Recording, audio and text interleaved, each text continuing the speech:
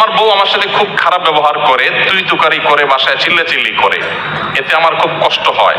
আমার বউ এখানে উপস্থিত আছে, আমার বউকে কিছু নসিহত করুন প্লিজ। যে ভদ্রলোক প্রশ্নটি করেছেন,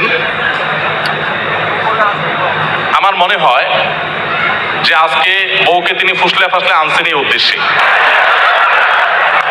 যাতে করে উনি ওনার দায়িত্বটা, ওনার কাজটা আমার হাতে তুলে দিলেন যে আমার স্ত্রীকে আপনি একটু নসিহত করে দেন। আমি এই জন্য বলি, এই প্রশ্নগুলো তো শুধু প্রশ্ন না, এগুলো কোনোটি আছে, এগুলো এক একটা আলপিন।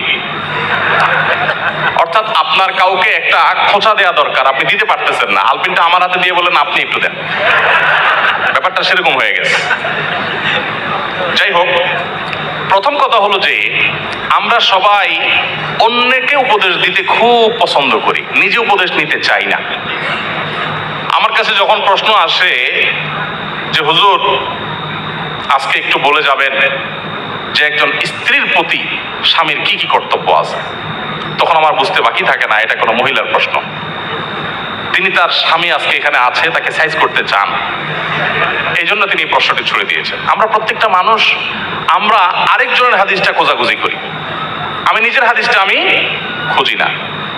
আজকে যদি একজন মানুষ বলতেন যে একজন আদর্শ স্বামীর কি কি গুণ থাকা উচিত, আমি একজন পুরুষ মানুষ, আমার এটা জানা দরকার, আমি আমার স্ত্রীর কোনো হক নষ্ট করছি না তো, এটা হতো সবচাইতে অ্যাপ্রিসিয়েট করার মতো প্রশ্ন। ঠিক একইভাবে কোন স্ত্রী যদি জানতে চাইতেন যে আমি কিভাবে একজন আদর্শ মুসলিম স্ত্রী হতে পারি, সেই গুণগুলো কি কি আছে যেগুলো আমাকে অর্জন করতে হবে, আপনি একটু বলে দেন, তাহলে সেটা হতো আদর্শ প্রশ্ন।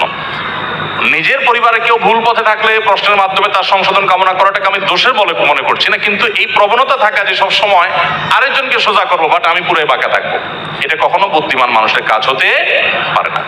তো যাই হোক, কোন নারী, কোন স্ত্রী তার স্বামীকে যদি তুই তোকারি সত্যিই করেন, এটা খুবই জঘন্য এবং অত্যন্ত ভয়াবহ একটা ব্যাপার, অত্যন্ত ভয়াবহ একটা ব্যাপার। এবং একসাথে থাকতে গেলে কিছুটা বাদানুবাদ, কিছুটা উচ্চবাচ্য হবেই, কিন্তু তাই বলে তুই তোকারি পর্যায়ে চলে যাওয়া, চিল্লাচিল্লি পর্যায়ে চলে যাওয়া, হাতাহাতির পর্যায়ে চলে যাওয়া, এটা খুবই ডেঞ্জারাস, খুবই ভয়াবহ। দেখুন, একজন স্ত্রী সামলানো কঠিন না একাধিক স্ত্রী সামলানো কঠিন? একাধিকটা কঠিন না? নবী সাল্লাল্লাহু আলাইহি সাল্লামের স্ত্রী কতজন ছিলেন? এতজন স্ত্রী থাকার পরও আল্লাহ নবী সাল্লাল্লাহু আলাইহি সাল্লাম জীবনে একবারের মতো তার কোন স্ত্রীদের সামনে চিল্লাচিল্লি করেছেন, গায়ে হাত দেওয়া তো পরের বিষয়, কখনো চিল্লাচিল্লি করেছেন নাউজুবিল্লাহ, এরকম একটি কথা কোন জাল হাদিস দ্বারাও পাওয়া যায় না। তার মানে কি তাদের মধ্যে কিছু হয় নাই? বহু কিছু হয়েছে, এমন এমন জিনিস হয়েছে আমরা মনে করি যে কিছুই হয় নাই, বহু কিছু হয়েছে। হ্যাঁ, বহু কিছু বলতে আমরা যেগুলো মনে করি এরকম না, মানুষ হিসাবে তাদের মধ্যে অনেক কিছু হয়েছে। এক স্ত্রী ঘর থেকে মধু খেয়ে এসছেন, হাফসা রাদিয়াল্লাহু তাআলা আনহা আর আয়েশা রাদিয়াল্লাহু আনহা দুজন পরামর্শ করলেন যে ওনার বাসায় যায় মধু খাইলো, সতীন হিসাবে একটা ঈর্ষা থাকে, তা আমরা ওনাকে আসলেই বলবো যে আপনার মুখ থেকে মাগাফিরের ফলের গন্ধ আসতেছে। ঠিক ওই প্ল্যান অনুযায়ী রাসূল আকরাম সাল্লাল্লাহু আলাইহি ওয়াসাল্লাম আসার পর বলতেছে, আপনি কি মাগাফির খাইছেন? মাগাফিরের গন্ধ আসতেছে কেন মুখ থেকে? রাসূল সাল্লাল্লাহু আলাইহি ওয়াসাল্লাম বলেন, না তো, মাগাফির তো খাই নাই, এটা খুব দুর্গন্ধ জাতীয় ফল, এটা তো খাই নাই। উনি আবার মুখে দুর্গন্ধটাকে খুব অপছন্দ করতেন, জিবরিল আসতো তার কাছে সবসময়।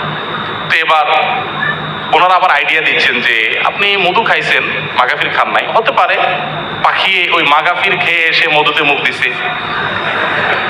দেখেন কত সুন্দর পরিকল্পনা। তো নবী সাল্লাল্লাহু আলাইহি সাল্লাম দেখলেন যে স্ত্রীরা নাখোশ হয়ে গেছে, বললেন যে ঠিক আছে, তাহলে আজ থেকে আমি আর মধু কোনোদিনই খাবো না। আল্লাহ তাআলা অবশ্য পরে আয়াত নাজিল করে সব ফাঁস করে দিয়েছেন। এগুলো আমরা জানলাম কিভাবে? আল্লাহ তাআলা আয়াত নাজিল করে দিয়েছেন যে বলে না, স্ত্রীকে খুশি করার জন্য আপনি একটা হালাল জিনিস জীবনেও খাবেন না, এই শপথ কেন করতে যাবেন? আল্লাহ তাআলা নবী সাল্লাল্লাহু আলাইহি সাল্লামকে নসিহা করেছেন। তাহলে দাম্পত্য জীবনে নবী সাল্লাল্লাহু আলাইহি সাল্লামের স্ত্রীদের এরকম বিষয় আসলে ছিল, কিন্তু নবী সাল্লাল্লাহু আলাইহি সাল্লাম কখনো রাগ করেন নাই। তো একইভাবে আমাদের স্বামীদেরও উচিত স্ত্রীদের সাথে সুন্দর আচরণ করা, স্ত্রীদের উচিত স্বামীদের সাথে সুন্দর আচরণ করা। ভালো করে শুনে রাখেন, অনেক মহিলা আছে লম্বা লম্বা তসবিহ পড়েন, ঘন্টা ঘন্টা কোরআন তেলাওয়াত করেন, ওয়াজ একটার পর একটা ভিডিও শুনতে থাকেন, এমনকি রান্না করেন তখনও ভিডিও চালাই দিয়ে তারপরে শুনেন, মাগার স্বামীর সাথে দুর্ব্যবহার করেন, স্বামীর কথা শুনেন না। আছে না নাই? এখানে যেহেতু পুরুষ বেশি, অতএব পুরুষের ঠিকের পরিমাণ বেশি হবে, এটাই স্বাভাবিক। কিন্তু শুনেন, আমি একটা কথা প্রায় বলি, আমাদের বোনদের জন্য তিতা করলার মতো আমল হলো স্বামীর আনুগত্য করা, স্বামীকে শ্রদ্ধা করা। তিতা করলা খেতে কষ্ট হলেও, করলার রস চিবায় খেতে কষ্ট হলেও অনেক দুরারোগ্য ব্যাধির উপশম হয়। ঠিক একইভাবে আপনি যদি জান্নাত পেতে চান, আপনার স্বামীর অনেক কিছু অপছন্দনীয় হলেও যতক্ষণ পর্যন্ত সে আপনাকে কোরআন হাদিস বিরোধী কিছু করতে না বলবে, ততক্ষণ পর্যন্ত তাকে মেনে চলা, শ্রদ্ধা করা, এটা আপনার কর্তব্যের অংশ। স্বামী তো পরের কথা, যে কোনো বয়সে বড় মানুষকেই তো শ্রদ্ধা করতে হয়, না হলে তো নবী সাল্লাল্লাহু আলাইহি ওয়াসাল্লামের উম্মতই থাকতে পারে না সে। আমি এরকম বহু মহিলা কথা জানি যে শুধু বোরকা পরেন না, হাত মোজা পামোজা মেনটেন করেন, তাহাজ্জুদও পড়েন, জিকির আজকার করেন, তেলাওয়াত করেন, ওয়াজ করেন, ওয়াজ শুধু শুনেন না, ওয়াজ মানুষকে করেনও, মাগার ওনার স্বামীর প্রতি তিনি দায়িত্বশীল স্ত্রী না। কখনো এই মা নারী আল্লাহর কাছে প্রিয় বান্ধী হতে পারবে না। ইসলাম যে সুন্দর একটা পরিবার ব্যবস্থাপনা আমাদের দিয়েছে, এটার মূল মন্ত্রটা এখানে যে স্বামীকে তার স্ত্রীর প্রতি সর্বোচ্চ সদ্ব্যবহার করার নির্দেশ করা হয়েছে, আবার স্ত্রীকে স্বামীর প্রতি রেসপেক্ট করতে বলা হয়েছে। সবাই যার যার জায়গায় সর্বোচ্চ ভালো হওয়ার চেষ্টা করবে।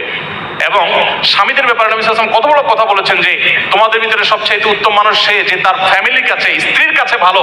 এবং নবীজি কত বড় মানে উচ্চ পর্যায়ের সদাচরণ তার ছিল যে তিনি বলছেন ওয়ানা খায়রুকুম লিআহলি, স্ত্রীর কাছে ভালো থাকার ক্ষেত্রে তোমাদের যে কারোর চাইতে আমি আমার পরিবার স্ত্রীদের কাছে আমি ভালো। এতজন স্ত্রীর কাছে ভালো থাকা সহজ কাজ না, কঠিন কাজ। কি পরিমাণ ধৈর্যের পাহাড় হলে এটা সম্ভব। অতএব স্বামী স্ত্রী উভয়ের প্রতি দায়িত্বশীল হওয়া উচিত। বিশেষ করে মা বোনরা তথাকথিত বরবাদ হয়ে যাবে। আল্লাহকে সন্তুষ্ট করবার জন্য নিজের কাছে ভালো না লাগলেও দাঁত খিচে সবর করে হলেও নিজের স্বামীকে শ্রদ্ধা করতে শিখুন। আপনাকে ওরা উস্কানি দিবে, আর রেখে দাও, ছেড়ে যাও ওকে, কারোর পায়ের উপরে কারোর উপরে তোমাকে নির্ভর হয়ে থাকতে হবে নাকি, ওরা উস্কানি দিয়ে আপনাকে বের করে দিবে। এর পরবর্তী ইতিহাসটা আর ওরা আপনাকে জানতেও আসবে না, মানুষকে জানাতেও আসবে না। এই জন্য আল্লাহর ভয় যদি থাকে, স্বামী স্ত্রী পরস্পর প্রতি শ্রদ্ধাশীল হতে হবে, এবং এটা না হলে আপনার তাকওয়া কখনো শক্তিশালী হবে না। আপনার জন্য সবচেয়ে বড় চ্যালেঞ্জগুলোর একটা হলো, মনে রাখেন, আপনার জন্য নফল নামাজ পড়া, কোরআন হাদিসের অনেক কিছু চর্চা করা আপনার জন্য এত কঠিন না, স্বামীর আনুগত্য করা তত কঠিন। নবী সাল্লাল্লাহু আলাইহি ওয়াসাল্লাম মেয়েদের জান্নাতে যাওয়ার পূর্ব শর্ত 4টা উল্লেখ করেছেন। ইযা সাল্লাতিল মারআতু খামসাহা ওয়া সামাত শাহরাহা ওয়া আতাআত যাওজাহা ওয়া হাফিজাত ফারজাহা। 5 ওয়াক্ত নামাজ যখন নারীরা ঠিকমতো পড়বে, রমজান রোজাগুলো যখন ঠিকঠাক মতো রাখবে, এবং স্বামীর আনুগত্য, কথা মেনে চলবে, এবং নিজের ইজ্জত সম্ভ্রমকে হেফাজত করবে, এই 4টা কাজ যদি ঠিকমতো করে, সোশ্যাল মিডিয়াতে অ্যাক্টিভিটিসের মাধ্যমে বিপর্দা করে না, বাইরে বিপর্দা হয়ে যায় না, অন্য মানুষদের সাথে যোগাযোগ করে না, স্বামীর অন্যায় নির্দেশ যতক্ষণ না হয় ততক্ষণ পর্যন্ত তার আনুগত্য করে চলে, এগুলো যদি হয় তাহলে সেই ব্যক্তির জন্য জান্নাত অনেক সহজ। আমাদের মা বোনদেরকে আল্লাহ তাআলা আমলটা কঠিন হলেও করার তৌফিক দান করুন।